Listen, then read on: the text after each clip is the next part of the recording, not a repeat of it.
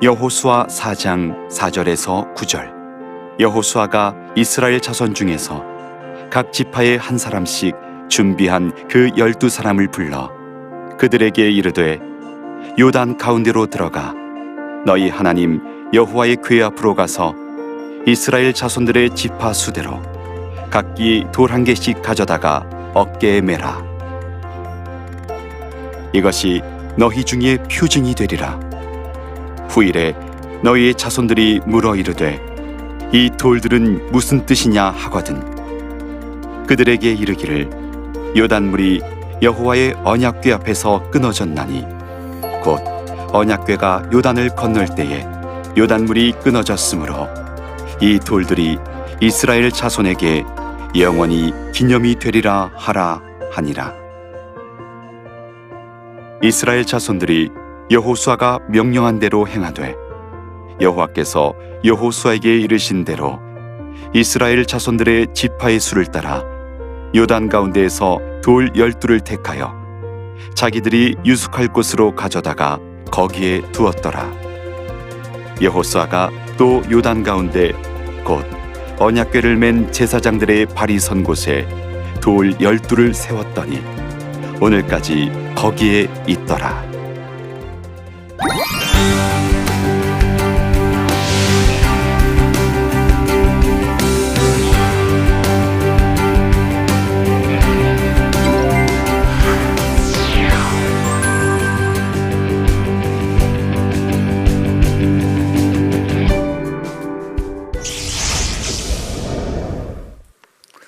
안녕하세요. 여호수아 강해를 맡고 있는 아름드리교회 이재천 목사입니다. 현실을 뚫어내는 영적 전쟁 이야기로서의 여호수아 네 번째 이야기, 길갈의 기념비입니다. 포인트를 보시면요, 믿음의 행보에 영적 이정표가 세워진다는 거예요. 하나님께서 그렇게 하시는 겁니다. 우리의 기억에 당신께서 개입하시는 장면을 우리에게 허락하시는데 우리가 알아차리지 못하면 그냥 스쳐 지나가는데 하나님은 그것을 기억해 주기를 원하십니다. 여러분, 내가 사랑하는 사람에게 나에게 특별한 의미가 있는 그러한 이벤트 또는 특별한 의미가 있는 그런 여러 가지 그 사건을 이렇게 준비를 했는데 그것을 오래 기억하게 하고 싶은 것, 그것은 사랑하는 사람의 일반적인 그 원함이라고 할 수 있잖아요. 바로 이것이 그런 것과 같았습니다. 두 번째로 각 지파 대표가 가져온 12개의 돌로 만든 이 기념비, 이 기념비의 의미가 무엇인지, 그리고 그것이 실제로 이스라엘 백성에게 어떤 효과를 주었고 하나님이 기대하셨던 것이 무엇인지, 이 두 가지를 우리 같이 한번 살펴보도록 하겠습니다. 우리가 오늘 돌무더기를 같이 보게 되겠는데요. 오늘 보시면 12지파 대표에게 각각 한 사람씩, 그래서 12명을 데려다가 하나씩의 돌을 거기서 주워 오게 하십니다. 그래서 이렇게 보시면 12명을 택하라, 한 번 나오는 게 아니라 12명을 또 택하라 두 번이나 나오는 걸 보게 되고요.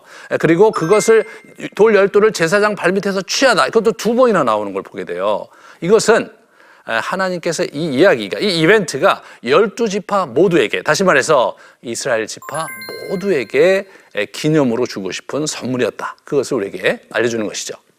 그럴 뿐만 아니라 이 이야기가 계속해서 두 번이나 반복이 돼요. 4장과 5장 이렇게 읽다 보면 우리가 좀 언뜻 보기에 우리로서는 좀 불편한 현실이 있는데 그것이 무엇이냐면 이야기가 또 반복된다는 거예요. 이렇게 자꾸 반복이 돼요.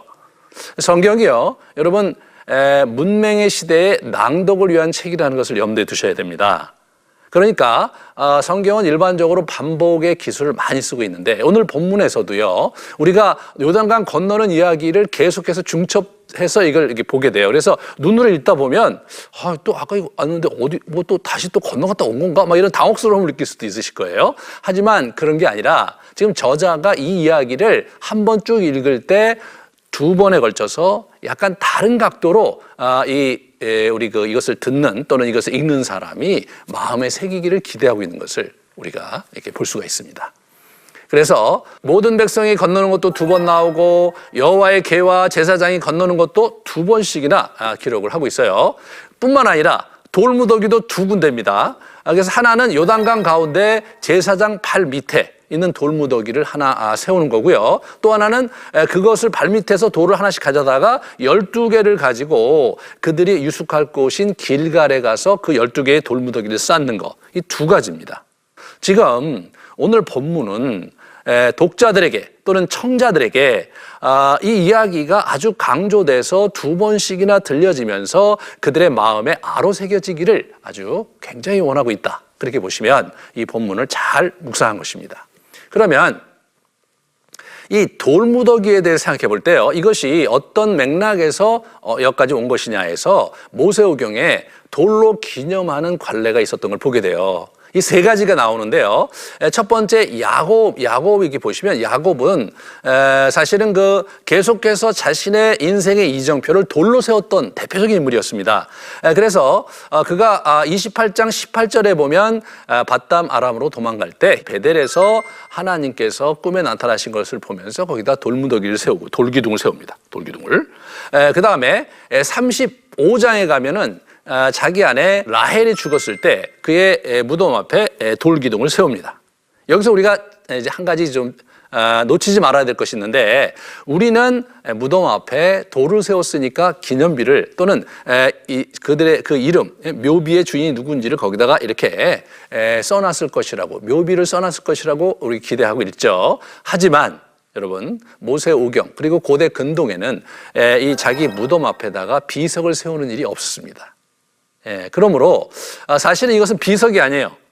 비석이 아니라 이 사람의 그 인생의 여정에서 하나님과 자기와의 영적인 이정표를 세울 때마다 돌기둥을 세웠던 것, 그것이 훨씬 더 중요한 포인트입니다. 그래서 31장 그 후반에 보시면 라반과 그 평화조약을 다시 체결할 때도 돌들을 모아서 증거를 삼고 있는 것을 보게 됩니다.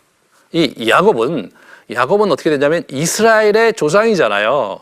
자기의 선조입니다. 선조가 자신의 영적 이정표를 자꾸 돌로 세워가면서 그것을 기억하고 또 기억하면서 하나님과 함께했다는 사실이 이들의 굉장히 큰 의미가 있었을 거라는 생각이 들어요. 그래서 여호수아가 또 하나님께서 또 그 의도적으로 그 돌 이야기가 계속 흘러가면서 이 이야기가 계속해서 아로새겨지고 기억되기를 원하셨던 것이에요.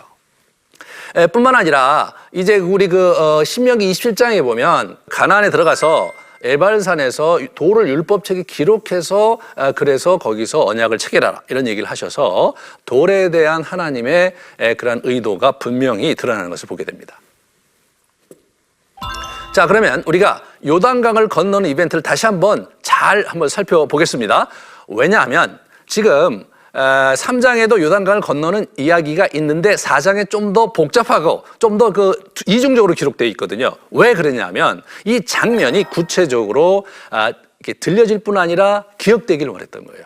기억이 되려면 어떻게 되냐면 읽는 사람이 머릿속으로 상상하면서 그때의 장면을 잘 그리고 상상할 수 있도록 본문이 배치되어 있기 때문에 우리가 언뜻 쭉 읽으면 했던 말 또 하는 것 같고 진부하게 느껴질 수 있을지 모르지만 원저자의 의도는 그런 것이었다. 그렇게 아시고 본문을 보시면 좀 더 편안하게 본문을 잘 이해하고 묵상할 수가 있습니다. 먼저 이분들이 물이 갈라졌는데요. 이 언약궤를 맨 제사장들이 마른 땅을 밟고 계속해서 서 있었어요. 이들이 먼저 건너간 게 아니었어요. 그죠? 서 있어요.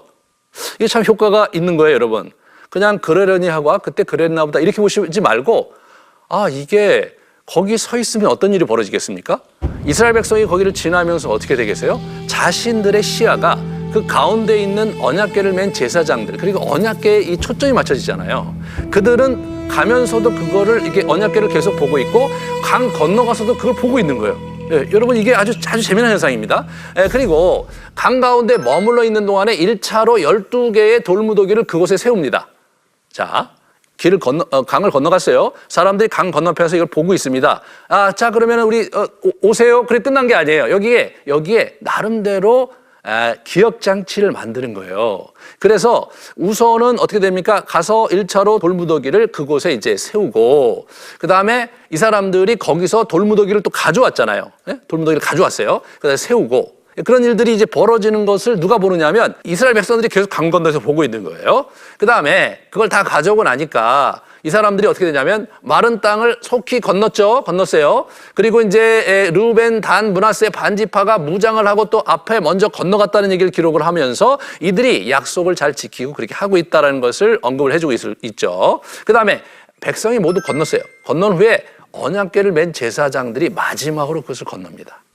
그런데 여기 아주 재미난 일이 벌어지는데 뭐냐면 마지막 제사장의 발이 육지로 딱 디디는 순간 갑자기 저쪽에 쌓여있던 물이 아주 급물살 타며 이렇게 쭉 이렇게 오는 거예요. 확 강을 덮치면서 전과 같이 언덕에 넘쳤다.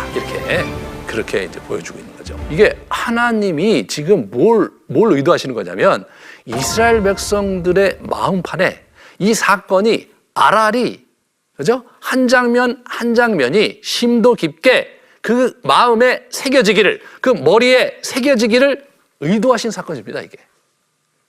그 다음에 길갈에 12 돌무더기를 우리가 이제 세웠는데 보시면 4만 명의 무장병력이 여리고 평지에 이제 쭉 도달을 했습니다. 그리고 첫 달 10일에 여리고 동쪽 경계에 위치한 길갈에 진을 칩니다. 지금 첫 달, 다시 말해서 6월절이 있는 달 첫 달. 여러분 이 첫 달이 언제냐면 애굽을 떠날 때가 첫 달입니다. 첫 달이에요. 그 첫 달 10일에 도착을 하고요. 그 다음에 이분들이 요단에서 가지고 온 12개를 길갈에 이렇게 세웁니다. 길갈에 세워요.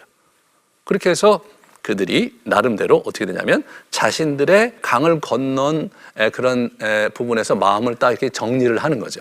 그들이 이제 여리고 평지에 도착해서 진을 쳤겠죠. 이렇게 쭉 숙소를 마련하고, 그리고 이제 그럴 때 이제 12명의 대표가 자기들이 가져오던 돌을 한 사람 한 사람 거기다 쌓는 모습을 한번 이렇게 머릿속에 그려보세요. 많은 사람이 그곳에 와서 그걸 쌓는 것을 이렇게 보게 되고, 그 쌓는 의미를 우리 여호수아가 이렇게 얘기해 주면서 그 시간을 보낼 때 자신들의 마음에 요단강을 건넌 이벤트가 아주 잘 이렇게 기억에 남도록 그렇게 이렇게 쭉 기획이 된 겁니다. 그래서 어떤 결과가 일어났는가? 먼저 이스라엘의 목전에 여호수아를 크게 하셨다. 우리 아까 이미 하나님의 모략편에서 말씀을 드렸죠. 그래서 모세처럼 이스라엘 백성이 광야에서 따랐던 모세처럼 와, 우리의 지도자 여호수아가 모세와 같은 지도자이며 정말 모세와 함께 하셨던 하나님이 이 여호수아에게도 함께 하시는구나. 여러분 이거를요 그냥 인지적으로가 아니라 자신들이 체험하고 경험하고 받아들였기 때문에 마음 깊이 그것을 받아들이게 된 겁니다. 그 다음에 이 보시면 여기 요단 서쪽의 아모리 사람들입니다. 여러 부족들이 거기 있었는데 그 해변에 가나안 사람들, 이런 모든 왕들이 마음이 녹았다. 정신을 잃었다. 마음이 녹고 정신을 잃었습니다. 그럴 만도 하지 않겠습니까, 여러분? 지난번에도 제가 말씀드렸듯이 이게 도대체 어떻게 저 사람들과 싸워야 되느냐 말이죠. 그들이 공성무기가 있다든가 그들이 나름대로 공병대가 잘 조직이 돼서 그래서 장비와 나름대로 기술력을 가지고 강을 이렇게 다리를 만들어서 건넜다. 그럼 뭔가 그 전략이 생길 수도 있어요. 저 친구들은 공병대가 강하고 저 친구들은 물자가 많고 저 친구들은 공격용 무기가 아주 우수하네. 그러면 공격용 무기를 어떻게 없앨까? 또는 저 공병대를 어떻게 작동하지 못하도록 그들을 붙들어 맬까? 뭐 이런 나름대로의 전략과 수단이 이렇게 강구될 수 있겠지만 입장을 여러분 바꿔서 그 당시 가나안의 아모리 사람들의 왕이고 거기에 있는 장군이었다. 그렇게 한번 생각해 보시면 전략을 세울 수가 없는 거죠, 여러분. 어떻게 그들과 싸우냐 말이에요. 어떤 전략으로 그들을 대하냐 말입니까? 그래서 성경은 그들의 그러한 당혹감을 그들의 마음이 녹았고 그리고 정신을 잃었다 이렇게 표현을 한 겁니다. 하나님께서는 이 요단강 도하 이 사건을 통해서 4마리의 토끼를 지금 잡으신 겁니다. 그 2가지는 이미 제가 지난 시간에 말씀드렸는데 나머지 2가지 하면 이스라엘 백성들의 마음이 이제 정리가 되고 그리고 이제 이스라엘 백성들이 공격할 가나안 왕들의 마음이 무너지는 그리고 여호와 하나님을 두려워하게 되는 이 효과를 이분이 100배 살리시게 된 겁니다. 놀라우신 하나님이십니다.